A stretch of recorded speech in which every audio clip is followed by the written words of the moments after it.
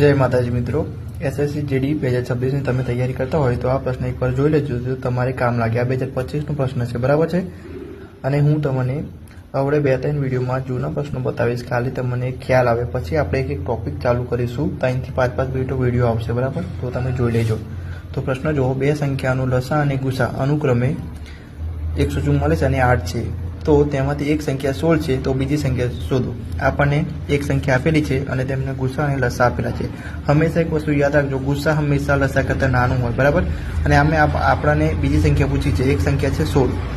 તો આપણે દેખો, આપણને લસા 144 છે, તો 100 લખી દો તમે, 144 લસા, અને ગુસા છે કેટલો છે?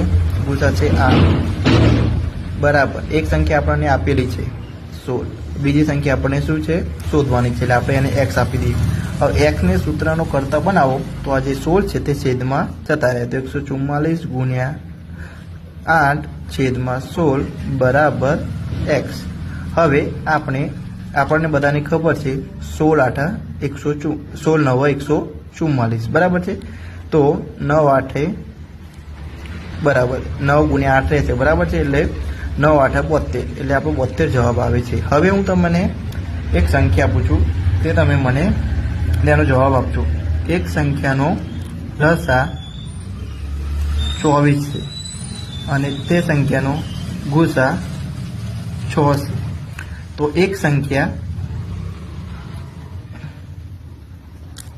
6 છે, તો બીજી સંખ્યા તમે મને શોધીને જવાબમાં કહો।